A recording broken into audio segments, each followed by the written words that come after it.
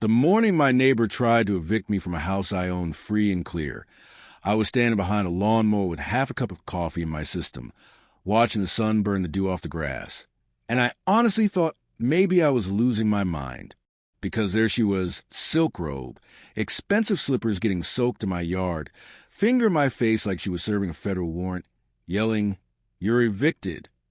And all I could think was, ma'am, from what, exactly my own property?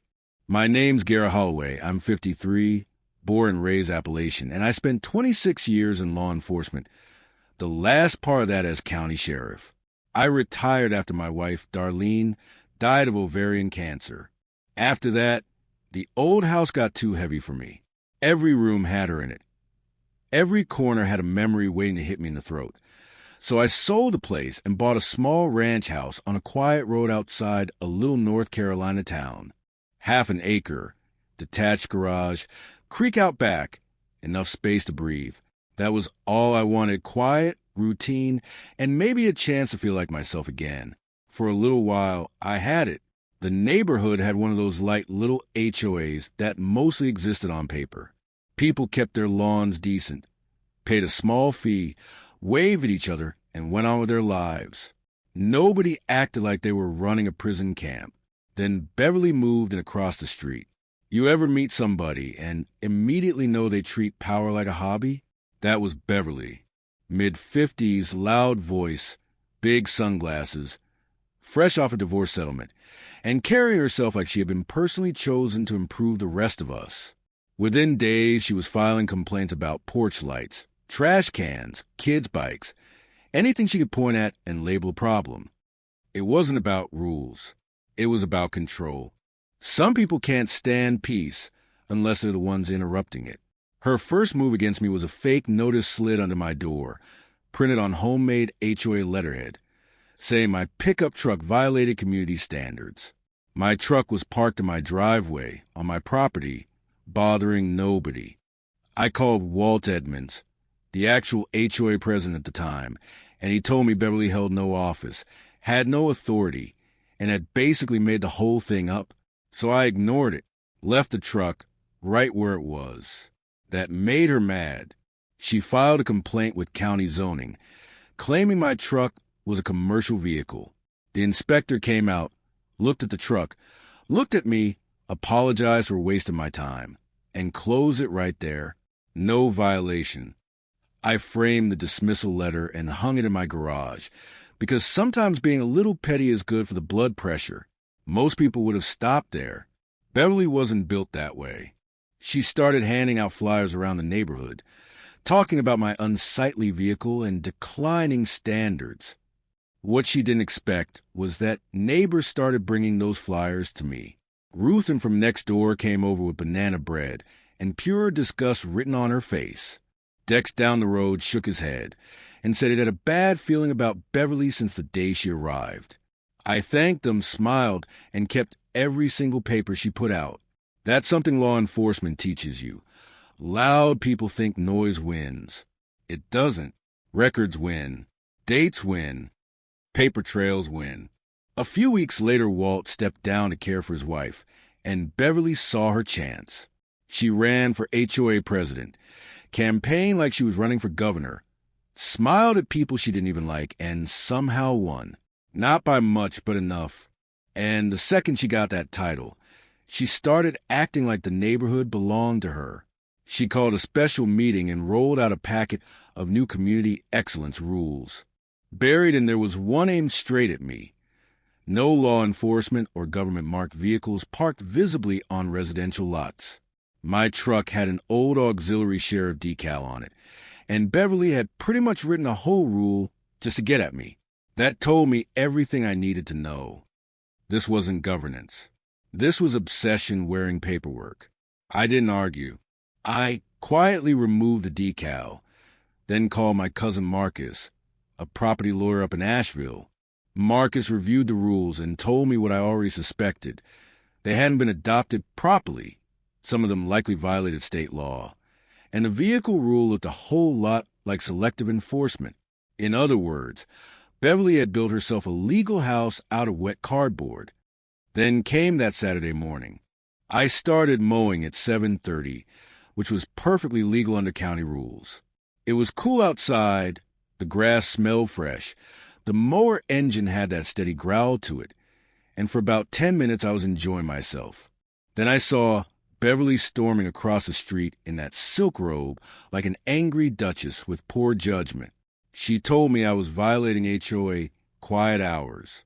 I told her county ordinance allowed mowing at 7:30, and her rule wasn't properly enforceable anyway. That hit her like a slap. You could see the moment facts stopped being useful to her. So she switched the drama, pulled out an envelope, handed it to me like it contained royal decrees, and started talking about my tenancy. I stopped her and told her I owned the house outright. No mortgage, no landlord, no lease, no universe in which she had any power over whether I lived there. She stared at me for a second, then screamed it anyway, "You're evicted," loud enough to wake birds halfway to Tennessee. And I just stood there looking at her. Because once you've seen real tragedy, it gets hard to be intimidated by a woman in wet slippers trying to evict you from your own front yard. The twist came fast. My new neighbor, Tessa, had moved in 2 houses down about a month earlier. Quiet woman, kept to herself, drove a simple sedan, always polite. Beverly had barely paid attention to her because Tessa didn't seem important. Turns out Tessa was an investigative reporter on leave from a regional paper, and she'd already been noticing Beverly's little campaigns around the neighborhood. That morning, she was out on her porch with her phone in hand when Beverly started yelling. She recorded the whole thing. Not just the fake eviction, but the threats that followed. Beverly said she controlled the neighborhood now, said she'd make my life miserable, said she could find me until I learned respect. It was all there, clear as church bells. Tessa walked over after Beverly finally stomped off and asked one calm question. Has she done this kind of thing before? I actually laughed. You got a few hours? That afternoon, I pulled out every flyer, every fake notice, every complaint, every email, every date, every detail. Marcus got copies. Tessa got copies. And Tessa, being a reporter, started digging. What she found was better than I expected. Beverly had done something similar in her old neighborhood after her divorce. Intimidation, selective complaints, threats, a lot of bluster, and a lot of paperwork that collapsed the second somebody pushed back. Same pattern, different zip code. Once Tessa started asking questions, the whole thing changed. Neighbors who'd stayed quiet suddenly found their voices. People showed up with emails Beverly had sent, notes she'd left, stories about threats over garbage cans, lawn ornaments, parked cars, flower beds. She'd been running a one-woman harassment factory, and now all of it was coming into daylight at once. Marcus filed a formal legal notice challenging the HOA rule changes and Beverly's conduct. Tessa's article didn't use anybody's full names, but it laid out the situation clean. What happens when petty authority lands in the hands of somebody who mistakes personal grudges for civic duty? Once that piece ran, Beverly's little kingdom started to crack. Then came the emergency HOA meeting. I'll be honest, that night was worth the price of admission. Beverly sat at the front table in a stiff blazer, trying to look composed, but she had that brittle look people get when they know the room has turned on them. Marcus spoke first, calm and surgical. Walked through the improper rule adoption, the targeted enforcement, the legal exposure, the harassment. Then Tessa played the video. And there it was, Beverly in full bathrobe glory on camera, trying to evict a man from a house he owned, threatening retaliation, sounding less like a president and more like a villain in a low-budget courtroom movie. The room went dead silent. Then came the murmuring, then outrage. Then questions Beverly couldn't answer. Ruthin stood up and said what half the room was thinking, that they had elected a neighbor, not a tyrant. Dex asked how much HOA money had been spent on Beverly's personal crusades. One board member resigned on the spot. Another admitted he'd voted for the rule changes without even reading them. By the end of that meeting, Beverly was removed as president pending a full review, The new rules were suspended, and the HOA attorney was instructed to assess the association's liability. That still wasn't the best part. A week later, Beverly got served with a personal civil complaint for harassment and defamation. Not from the HOA, from me. Marcus handled it. Clean, direct, no theatrics. She'd spent months trying to turn my home into a battleground, and now she had to answer for it in a place where volume didn't matter. She sold her house 3 months later. Didn't even make eye contact the last time I saw her. Just supervised movers from the driveway with that same stiff little posture, except now it looked less like power and more like somebody trying not to fall apart in public. The sign in her yard was gone a week after that. A young couple bought the place.